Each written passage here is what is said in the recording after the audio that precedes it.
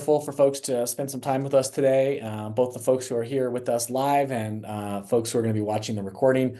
Thank you for coming to this special funders briefing for the recently produced EduDemocracy Landscape Analysis. We're really grateful for everyone's interest and engagement in the process.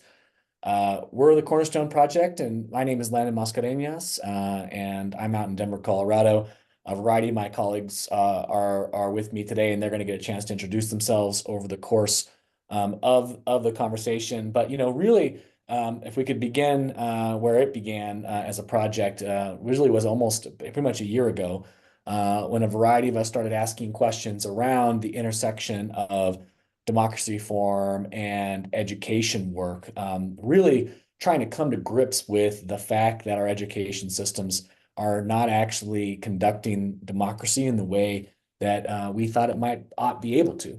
And that really began a conversation between a variety of our organizations. And one of the first things that we committed to doing was to do learning around this topic. And so what we're going to be able to show you today is really our beginning of that learning journey, which is this EduDemocracy Landscape Analysis, which looks at high impact democracy reforms across the country and across state by state, which is producing some really cool stuff and some really interesting findings. So our agenda today is we're going to do a little bit of overview over Cornerstone. We're going to share with you the EduDemocracy research. We're going to have a little bit of discussion and Q&A in the webinar. You both have the option to put stuff in the chat and also ask questions directly.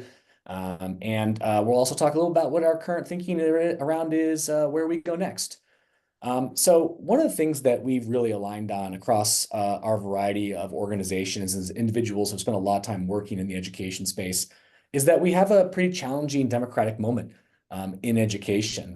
The challenge around extremist viewpoints and that many of the folks who have tried to build better education systems have often been hampered by the very electoral and governance systems that actually run and manage our education systems. And if we were to go to an elections expert or democracy expert, and many times they'd probably laugh us out of the room in the way that we conduct elections and governance in our education systems. And so we really are posing a big question of whether or not we as an education field can actually think through innovating at the intersection of our electoral and governance spaces. And so what we've tried to do in Cornerstone is really open up some spaces for learning in that.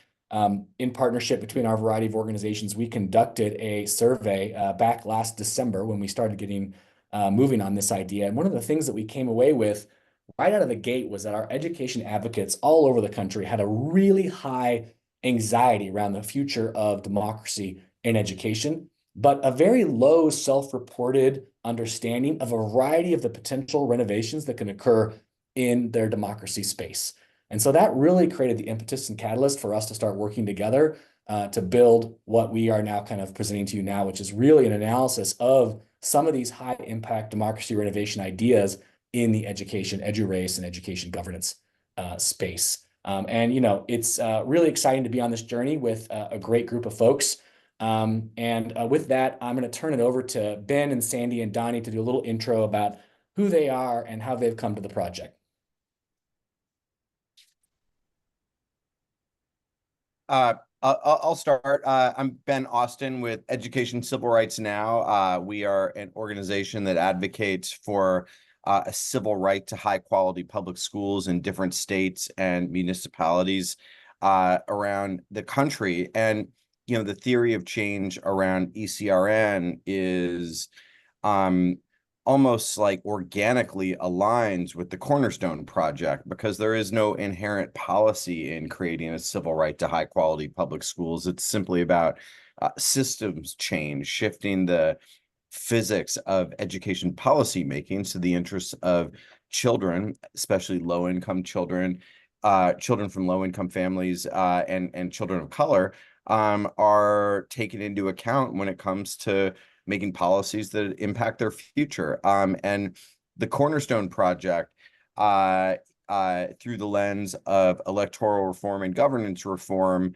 in my opinion, is just the missing piece of the puzzle that many of us in this working on this project have been on this journey for way too long, and have seen this movie before where we advocate for policy A or policy B that's well-intentioned, well-crafted, et cetera, but don't address the underlying reasons why policies don't serve the interests of children in the first place. So the Cornerstone Project is about unrigging education democracy, and fundamentally, last thing I would say is that the civil right to high quality public schools is only one sentence long.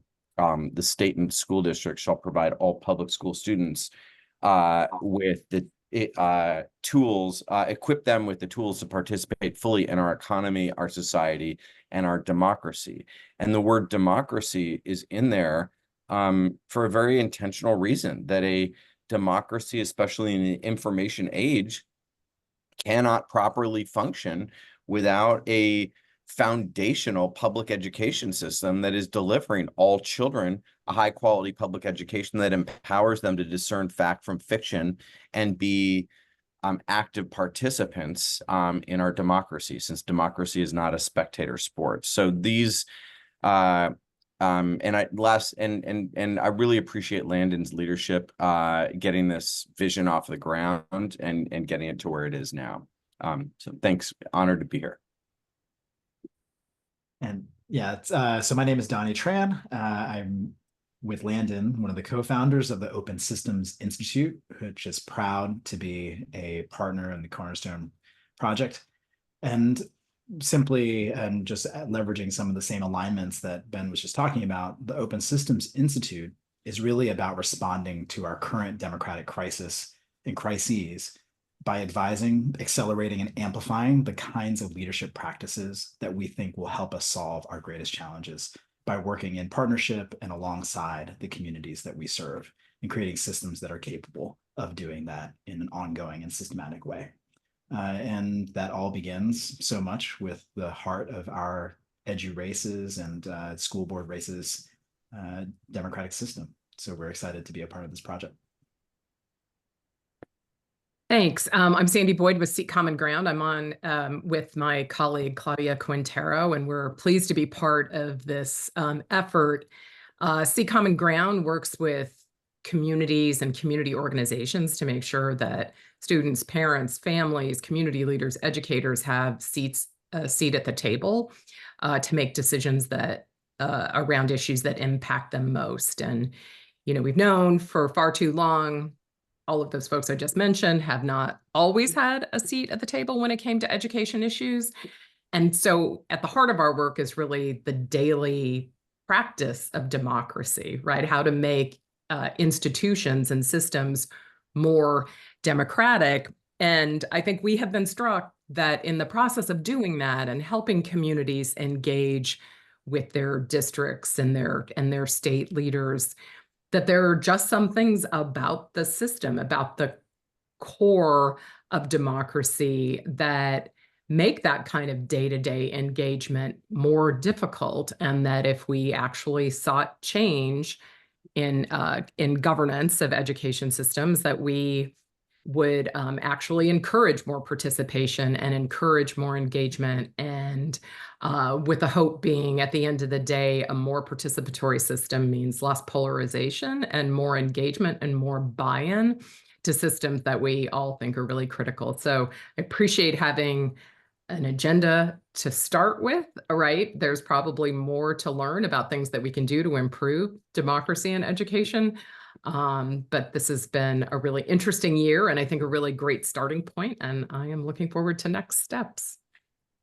Thank you, Sandy. Thank you, Ben. Thank you, Donnie. One of the things that we wanted to do from the very beginning was to bring together an exploratory committee that would help us navigate bringing these two sectors together. I think each in our own personal way. Sandy mentioned this is a pretty big year for democracy. Billions of people around the world are voting this year in the largest global elections year. Our election year at home is huge. A lot of us are involved in democracy work or democracy reform in our own personal ways. And in the course of that work and connection, I got a chance to meet a lot of really exceptional people in the democracy space and some folks in the education space who are working at that intersection. So we're very grateful for our exploratory committee that we've really strove to represent leading lights and really smart thinkers and leaders in both the education and democracy spaces and where the two shall meet. And we're really grateful that two awesome leaders have agreed to be our co-chairs for the process. Kira Orange Jones, who was the former vice president of the Louisiana Board of Elementary and Secondary Education. In fact, in many ways, Kira's story to many of us in the room inspired us to actually get started on this project because of her unique challenges of dealing with the challenges of a democracy that wasn't working at that board of elementary and secondary education level. And Nathan Lockwood, who has been a great friend and mentor and kind of connector in the democracy space to me. And I'm just very grateful. And I'd love to ask Nathan maybe share some words and thoughts around his work at Rank the Vote, leading ranked choice vote efforts across the country, the moment in time we're in, and how he sees Cornerstone playing into that. Yeah, thanks, Landon. Yeah, so it's really wonderful to be here. I'm Nathan Lockwood, Executive Director of Rank the Vote. So we Rank the Vote was launched in around 2020, based on the experiences of folks in my home state of Massachusetts, who built what was at the time the largest statewide movement for ranked choice voting, starting with just 3 people, and then just inviting regular folks to get involved and build educate basically other folks in the state about the opportunity. And we saw how that could be successful, growing from 3 people to like 7,000 volunteers, 50,000 supporters, and that sort of thing. And so we're now working, applying a similar model and learning all the time to do things even better, working with folks in 30 states, 30 state partners. There's 9 other states that are allied organizations. And the good news is there's folks doing election reform like ranked choice voting all across the country. There's like 7 statewide ballot measures for ranked choice voting or nonpartisan primaries. There's an important ballot measure in Ohio for anti-gerrymandering.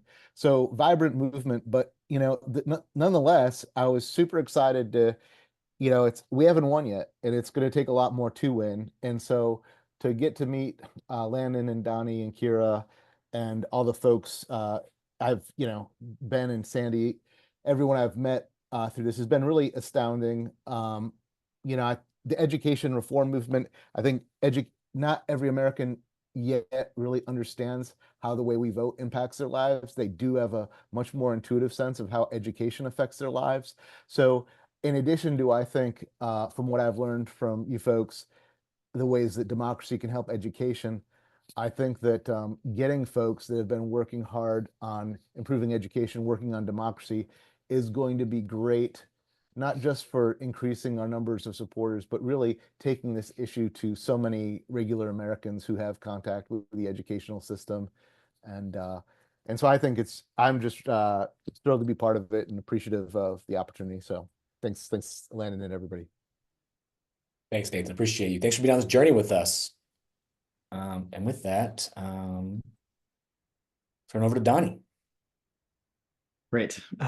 We are so excited to have been able to leverage all of those amazing minds and many others as well to develop a theory of action which we think will really meaningfully impact both the democratic and education spaces, because this theory of action is intergenerational and cross-sector.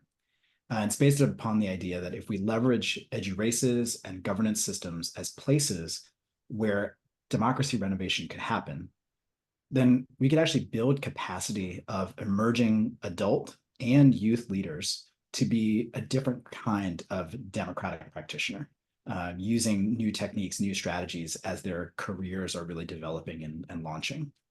And that we would also, through this theory of action, be poised to change the interaction between the democracy and education spaces by spurring leaders in each of those sectors to work together to usher in this new democratic energy and momentum. And so what we're trying to think about is who are the leaders that we can really think and focus on, and how do we bring this energy between the democratic and education spaces together to really push for the changes that we know are necessary. And the potential for impact is really tremendous. There are tens of thousands of races and districts that could take on versions of this kind of powerful work, where the turnout for some of our most critical races is really sort of staggeringly low, somewhere between 5 and 10% on average on a good year. Our current board demographics are also not suited really to the needs of our current moment, that there's a demographic deficit which also drives our work, that we're really not yet able to cultivate the kind of student learning gains that can come when you have diverse board leadership. And so in order to get to this impact, on the next slide, our teams gathered up some promising redesign and reinvigoration practices from both the electoral and governance spaces. Electorally, things like ranked choice voting, even year elections, public financing are all really proven innovations that can meaningfully make boards more representative of and responsive to our communities. In terms of governance, we considered how boards provide meaningful oversight around what matters most, centering education as a civil right, opening boards to student membership, and thinking wholly differently about proportional representation in the way that we bring those boards together. And I'll hand it back over, I think, to Landon. Is that right? That's right. Thanks, Donnie. I appreciate that. I mean, so much of the innovations that Donnie was just talking about and how they relate to our theory of action.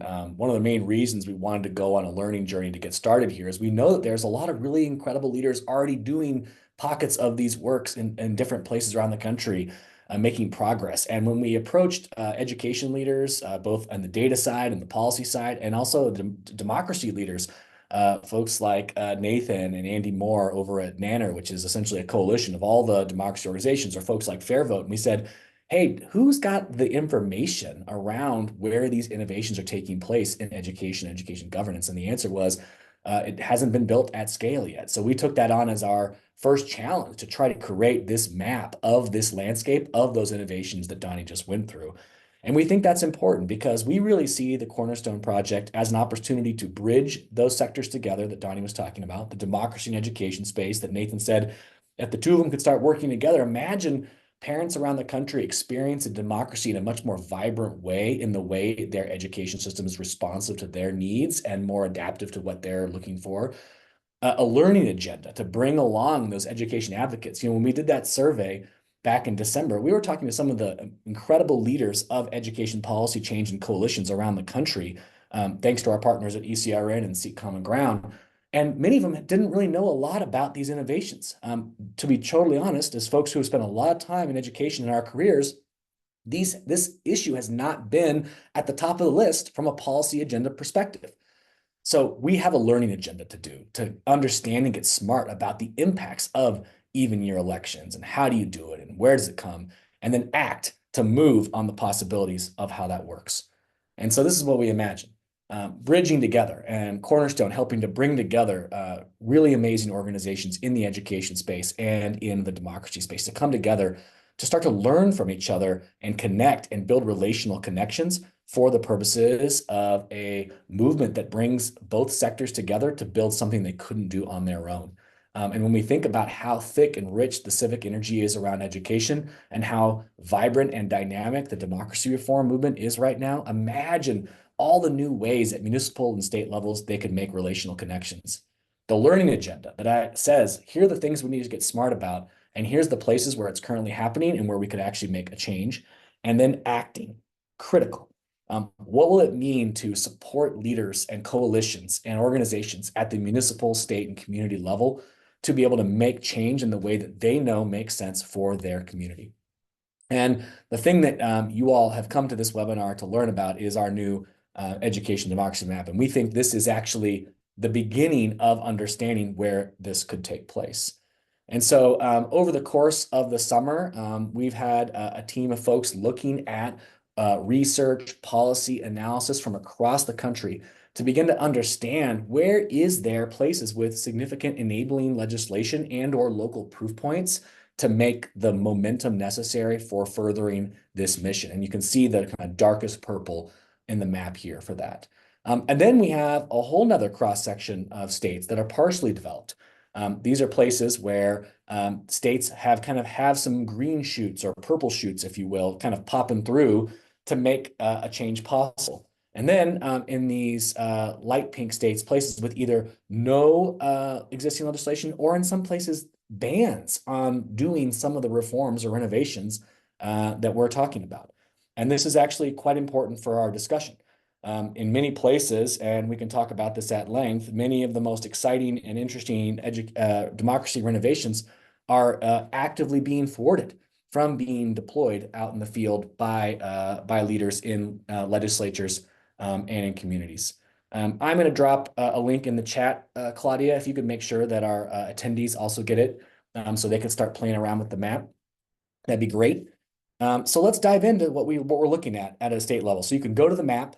It's an interactive map. One of the main reasons we decided to do an interactive web map is because we didn't want to make it digital dust. We didn't want to produce another PDF report like the millions of PDF reports we know that both funders and partners and coalitions get that just goes out there and says a bunch of cool things, but then how does it become adaptive and dynamic? So that's one of the reasons we've created an interactive web tool to make it possible. So here's an example. In Alaska, we know that there has been proposed policy to expand ranked choice into school boards in Alaska. And we know that there's not a lot of other policy propositions on the play around all these other items. And then there's actually strong policy around nonpartisan elections and campaign funding transparency. You know, we affectionately call this the EduDemocracy flower. And I'm really proud of our fellows that worked this summer to design this because it's a really complex set of issues. And we're trying to actually visually really capture it. And I think that they really did an awesome job. And I think it's really pleasing to the eye too. You know, it's kind of fun to look at. California, on the other hand, significant amounts of more enabling legislation and/or proof points. We know that California has passed meaningful legislation to move school board elections if localities want 2 even years. We know the best research around even year voting and/or aligned elections coming out of California that says that when board members are elected on an even year, they're more likely to represent their median voter, which means that the battle against extremism gets even harder. Gets even more stronger. Ranked choice voting. We know that municipalities like Oakland are trying to pilot ranked choice voting in their school boards, and a variety of other pieces on the table here to make it possible to have a much fuller education democracy in California. Whereas in contrast, Idaho has a ban on ranked choice voting that extends all the way into school boards. And yet still has some nonpartisan elections and in their school boards, campaign funding transparency, and is seeing students on some school boards. I believe in Idaho, it's on the State Board of Education out there in Idaho. Colorado, home for me, you see some initial opportunities or proposals for public financing and ranked choice voting in school boards. Hasn't happened yet. Expanded voter rights and also some of these other key pieces. So as you can see, massive amount of variation state to state, community to community, which is really the beginning of helping us understand where all these pieces play and are connected. Louisiana, a ban on ranked choice voting and has some campaign funding transparency, but across all the other issues, no policy proposals taking place to advance education democracy at the electoral level or the governance level.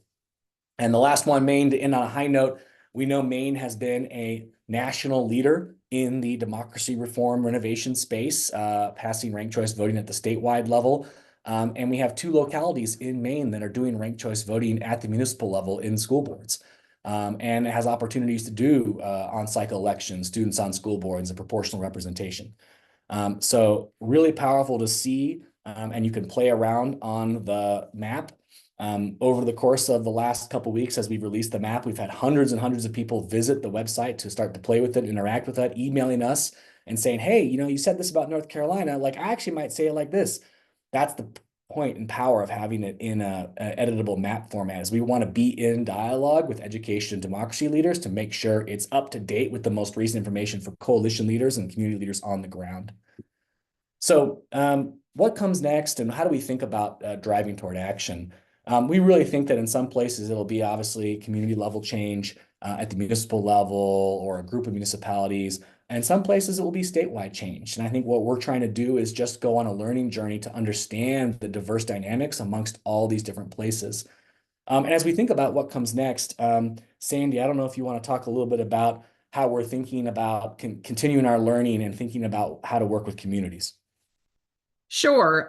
So I just want to pick up on everything that Landon and everyone has said to this point. When we started this conversation and started our own, just the small group of us, learning journey on this, one of the first things we did was the survey, right, that came out in December to find out what the education community specifically like knew, thought about these issues, whether there was interest in it. And we were surprised, heartened really to see so much interest, but also really interested to see how many people said, like, I know this is important, but I don't know how to work on this, and I don't know what I would do next, and I'm interested in learning more. So we've had a series, you can find this on the website, a series of learning sessions going through some of the information to make us all smarter about things like ranked choice voting and students participating on school boards and student voting,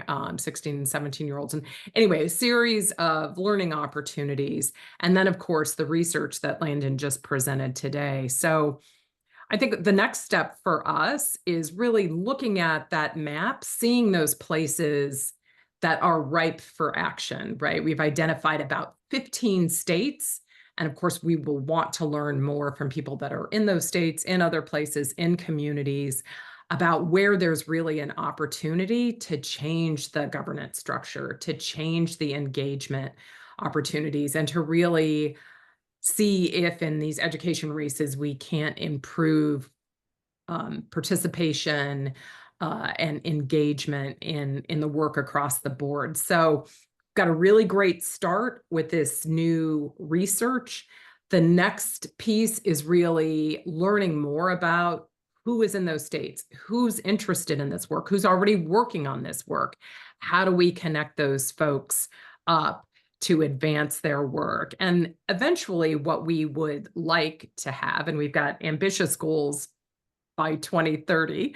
But eventually what we would like to do, hopefully in 2025, is to support a number of states and communities who are ripe for action and have people that are well positioned. So this could be education people, democracy folks, civil rights, community leaders, folks that are interested in voting for sure, but also in the day-to-day practice of democracy and in these important spaces that are, to the point that Nathan made, like, this is real life for people, right? Education is something that's very tangible for most folks, and it's something that people feel very connected to and committed to. So it's a great place to start, or to reinforce kind of the practice of democracy. So we'll be looking for the right places, looking to support folks in those places, both financially and in helping to build a learning community in those states, but then across states and communities too, who are working together. So we have some ideas about a cohort model that we might want to employ, some things to work out about the right way to make sure that we are investing in places that are primed to do this work, and then also supporting that work and sharing back out to the broader community what we are learning as we go. Great. Thank you, Sandy.